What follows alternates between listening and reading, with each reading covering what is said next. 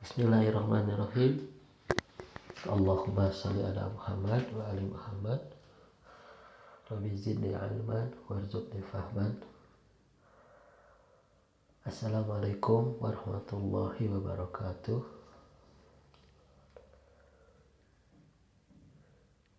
Kini kita memasuki video yang ke-9.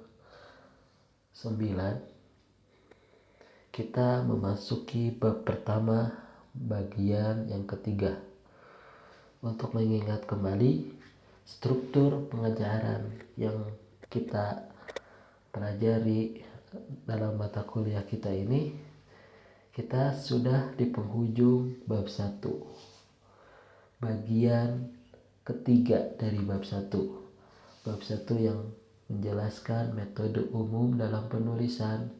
Bagian pertama kita telah membahas dasar dan metode penulisan, dan yang terakhir kita juga telah membahas jenis atau macam-macam pola penulisan seperti apa dan definisi dari setiap pola penulisan. Dan setiap definisi kita juga membawa contoh dari sebuah tulisan atau paragraf sebuah tulisan untuk lebih jelas ya. Kini kita memasuki bagian ketiga dari bab 1 mengenai tahapan penulisan. Dan insya Allah pada bab kedua kita juga akan membagi 2 bagian tentang jenis pengeditan tulisan dan tahapan pengeditan. Dan bab ketiga juga kita akan membagi 2 bagian menjadi 2 bagian. Bagian pertama tentang dasar dan metode penerjemahan, dan yang bagian kedua dari bab 3 akan membahas cara mudah menerjemahkan tulisan. Kini kita di penghujung bab 1 mengenai metode umum dalam penulisan, yaitu tahapan penulisan. Pada tahapan penulisan kita akan menelusuri tahapan-tahapan bagaimana si penulis harus menulis sebuah tulisan. Yang pertama kita harus pre-writing atau pra penulisan. Biasanya tujuan dari pra penulisan, penulis harus bisa merancang dan mempersiapkan ide sebelum mulai menulis. Tugasnya apa? Tugas bagi penulis untuk merancang dan mempersiapkan ide sebelum mulai menulis. Tugasnya seperti pertama, si penulis harus bisa menentukan topik atau gambaran umum dari sebuah tema. Ini topik atau tema berbeda dengan judul ya, ingat. Jadi seperti video-video sebelumnya kita telah membahas bagaimana judul dan tema perbedaannya. Judul biasanya intisari dari tulisan yang telah ditulis, kita ambil judulnya seperti apa. Sedangkan tema itu masih topik umum. Topik umum bagi si penulis akan membahas apa. Seperti contoh yang video sebelumnya, kita akan menulis persahabatan. Jadi topik umumnya persahabatan.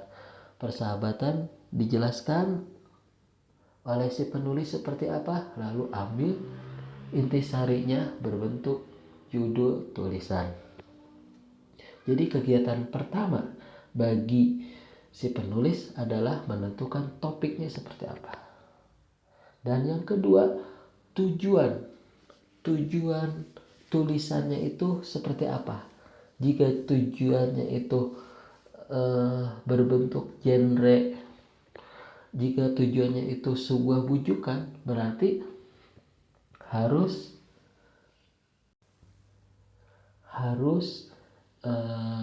bergenre iklan atau artikel opini jika tujuan tulisannya itu membujuk.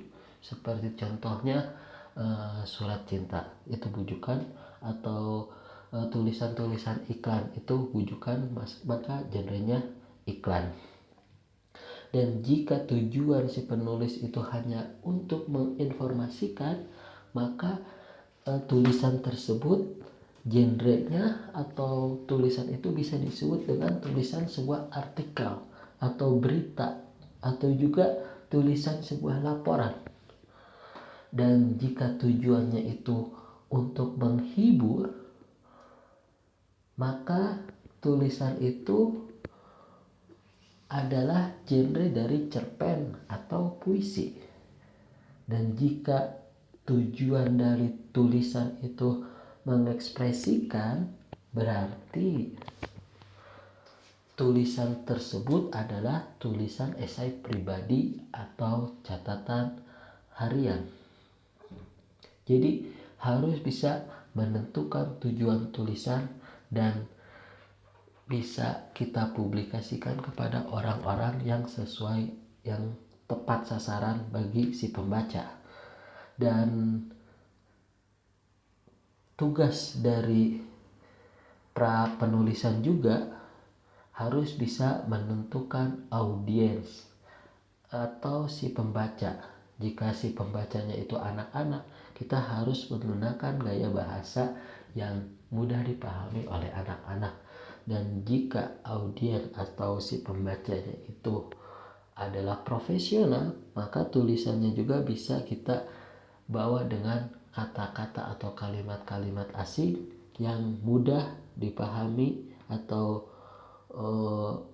supaya lebih renyah dibaca oleh para profesional. Setelah itu juga dalam pra penulisan, si penulis harus bisa membuat kerangka atau struktur, atau kita sebut dengan outline. Outline-nya seperti apa? Setelah itu dia harus, tugas yang terakhir adalah mencari data atau referensi jika perlu. Ya, kita masuk pada tahapan penulisan yang pertama adalah prapenulisan. Prapenulisan bertujuan merancang dan mempersiapkan ide sebelum memulai menulis. Setiap penulis dalam prapenulisan dituntut untuk melakukan beberapa tugas. Yang pertama adalah ia harus bisa menentukan topik untuk tulisan, dan ia juga harus bisa menentukan tujuan tulisan itu seperti apa.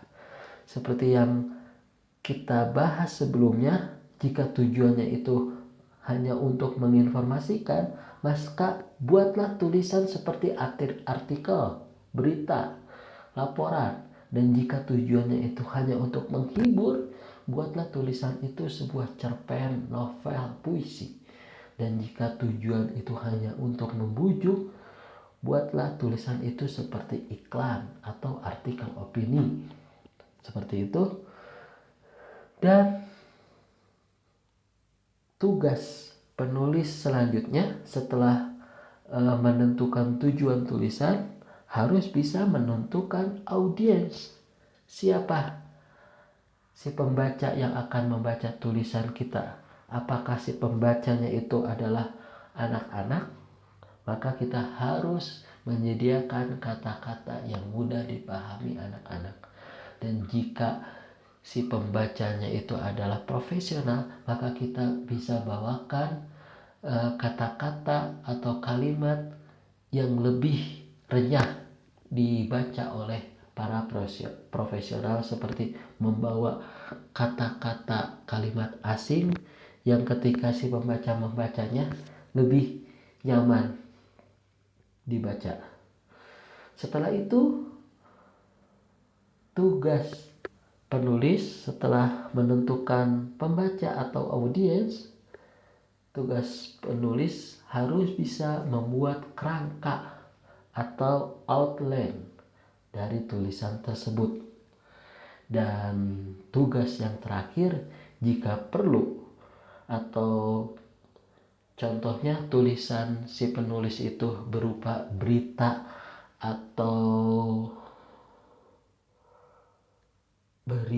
atau informasi, maka harus membawa data atau bukti atau referensi pada tulisan tersebut. Jadi pada poin pertama adalah pra penulisan, pre-writing, tujuannya adalah merancang dan mempersiapkan ide sebelum mulai menulis. Jadi si penulis punya kegiatan atau punya tugas. Tugasnya apa aja seperti yang kita lihat dalam slide ini. Ia harus bisa menentukan topik. Ingat, topik dengan judul beda ya. Topik itu masih gambaran topik umum atau tema umum dalam sebuah penulisan. Dan tugas kedua adalah menentukan tujuan tulisan. Tujuan tulisannya itu mau dibawa kemana, genrenya itu harus seperti apa, apakah berupa informasi yang kita sebut seperti artikel berita, ataukah tujuannya itu berupa menghibur seperti cerpen, novel, puisi, atau tujuannya itu membujuk seperti iklan atau artikel opini. Kita harus bisa menentukan tujuan tulisan tersebut. Lalu si penulis juga harus bisa menentukan audiens pembaca. Audiensnya seperti apa? Apakah tulisan ini cocok untuk orang muslim? Maka audiensnya harus, ketika kita ingin menulis sebuah tulisan bagi orang-orang muslim, maka tulisan kita itu harus sesuai dengan muslim. Jika tulisan kita itu ingin dibaca oleh orang-orang Kristen, maka tulisan kita itu harus bernuansa atau bernuansa Katolik seperti itu. Dan kemudian pada kegiatan atau tugas bagi penulis adalah membuat kerangka atau outline. Kemudian ia juga harus mencari data atau referensi jika perlu. Misal ya, contoh yang kita bawakan, misalnya artikel tentang manfaat membaca buku bagi remaja. Ini contohnya. Maka outline-nya bisa seperti ini. Yang pertama, outline atau kerangka atau struktur tulisan. Pertama, kita harus menyediakan pendahuluan. Pendahuluannya tentang tema di atas, manfaat membaca buku bagi remaja, pentingnya kebiasaan membaca. Seperti apa pentingnya? Jadi untuk membuat kerangka dari manfaat membaca buku bagi remaja itu, kita harus bahas bagaimana pentingnya kebiasaan membaca seperti apa. Dan kedua, manfaat membaca kita harus bagi juga, menambah wawasan, meningkatkan daya konsentrasi, mengurangi stres.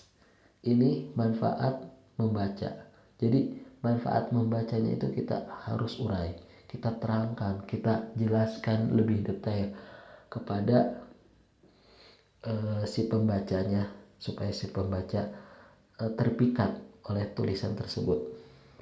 Dan yang ketiga adalah tips membiasakan membaca, karena tema topik umumnya adalah manfaat membaca. Jadi kita harus bawakan juga tips membiasakan membaca. Nah, yang keempat, kesimpulan atau penutup. Nah, kesimpulan dan penutup ini si penulis harus memiliki ajakan untuk para pembaca itu mulai membaca. Jadi contoh yang kita bawakan, contohnya topik umumnya adalah manfaat membaca buku bagi remaja. Maka outline-nya seperti ini. Yang pertama, poin pertama, pendahuluannya. Pendahuluannya berisi apa? Berisi paragraf pentingnya kebiasaan membaca. Kita tulis pentingnya kebiasaan membaca dalam satu paragraf seperti apa. Lalu manfaat membaca. Manfaat membacanya itu kita kelompokkan.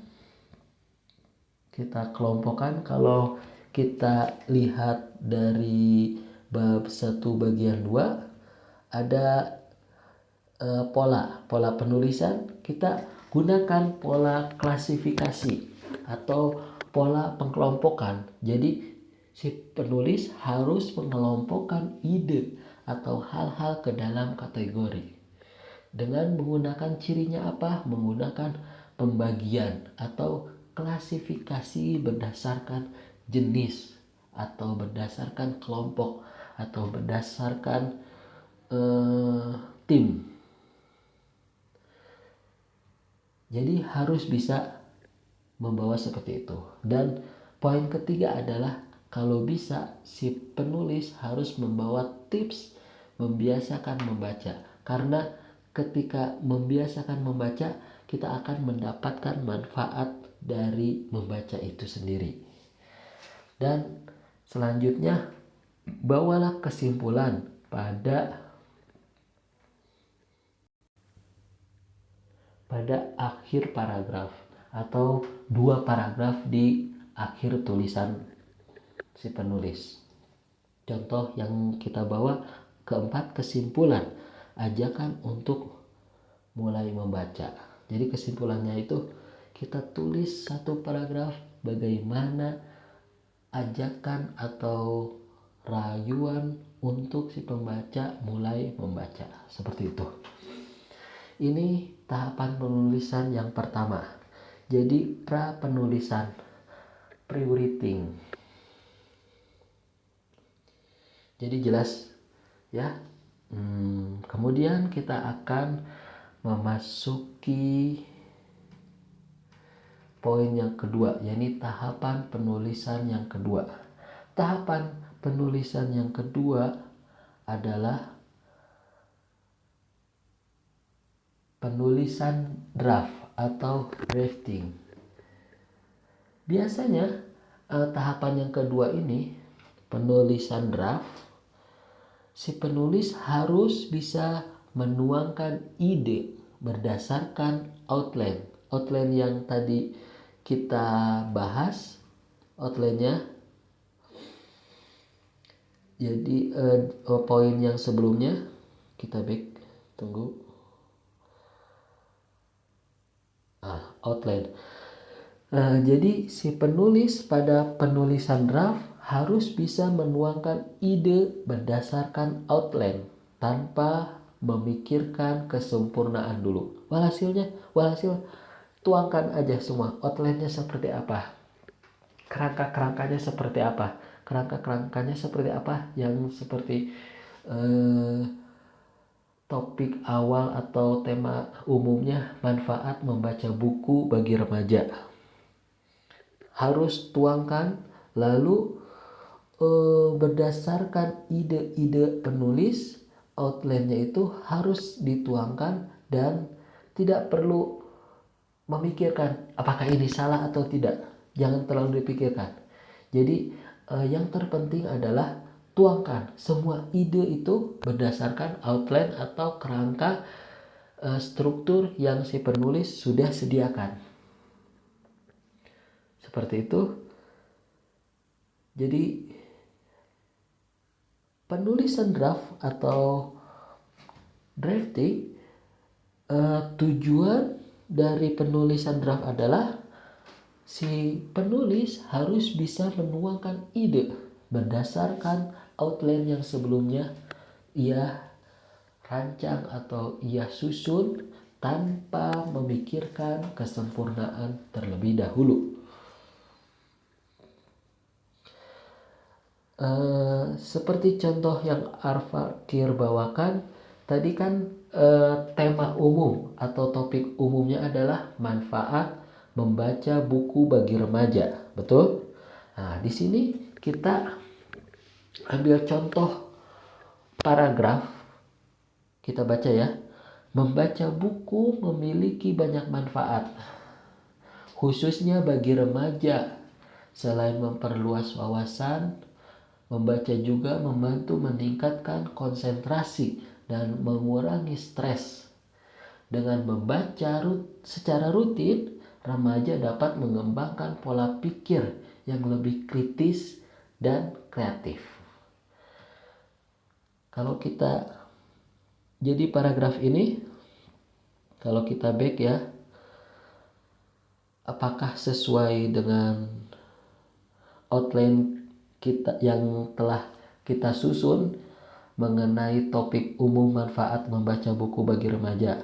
Pendahuluan, pentingnya kebiasaan membaca. Dan kedua, manfaat membaca meningkatkan wawasan, meningkatkan daya konsentrasi, mengurangi stres. Tips juga dibawakan, kesimpulan, ajakan. Apakah sesuai dengan contoh paragraf yang kita baca tadi? Membaca buku memiliki banyak manfaat, khususnya bagi remaja. Selain memperluas wawasan, membaca juga membantu meningkatkan konsentrasi dan mengurangi stres. Nah, ada semua kan ya? Dengan membaca secara rutin, remaja dapat mengembangkan pola pikir yang lebih kritis dan kreatif. Walaupun tulisannya itu belum sempurna, masih berupa draft. Jadi jangan pikirkan kesempurnaan dulu. Tuangkanlah semua ide berdasarkan outline yang tadi telah kalian susun. Outline sebelumnya, pendahuluan. Membaca buku memiliki banyak manfaat. Jadi pendahuluannya bagaimana penting kebiasaan membaca. Itu khusus bagi remaja. Selain memperluas wawasan, kita bawa manfaat membacanya itu dengan pola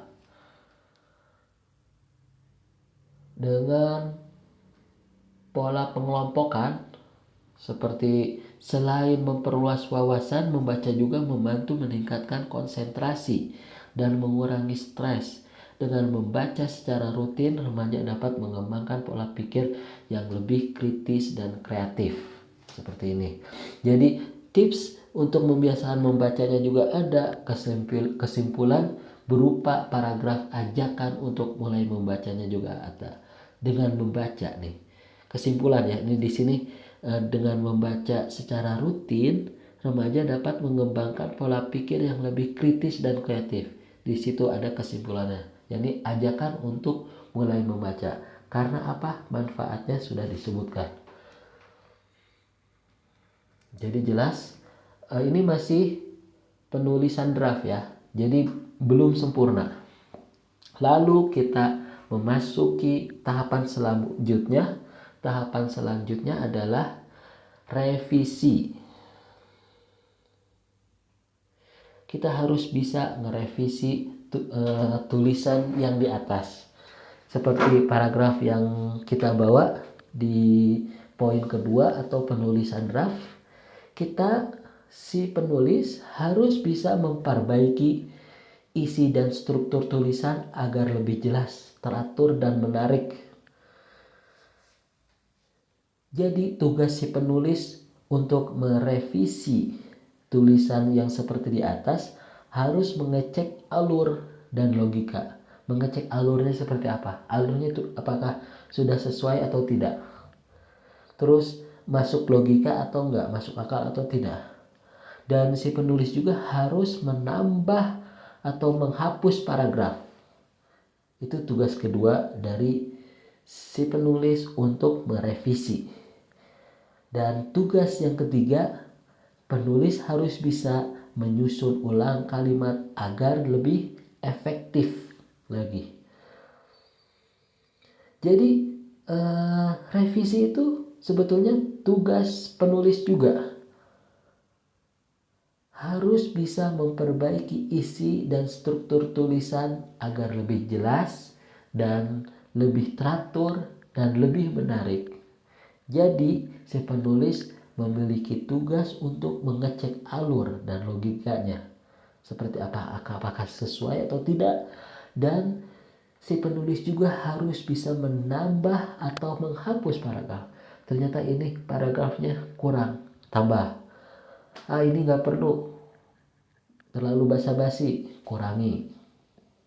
Dan si penulis juga tugas terakhir adalah harus bisa menyusun ulang kalimat agar lebih efektif. Seperti ini. Revisi, tujuan dari revisi adalah memperbaiki isi dan struktur tulisan agar tulisannya itu lebih jelas, agar tulisannya itu lebih teratur, agar tulisannya itu lebih menarik. Jadi kegiatan atau tugas si penulis adalah pertama, mengecek alur dan logika paragraf yang telah ditulis. Cek apakah alurnya sesuai, apakah masuk akal. Dan yang kedua, tugas kedua bagi penulis adalah menambah atau menghapus paragraf. Apakah paragraf ini katanya perlu ditambah atau tidak? Apakah kata yang di dalam paragraf ini perlu dikurangi atau tidak? Harus bisa mengendalikan itu. Dan tugas terakhir bagi penulis harus bisa menyusun ulang kalimat agar lebih efektif. Contoh ya. Ini contoh kalimat draft.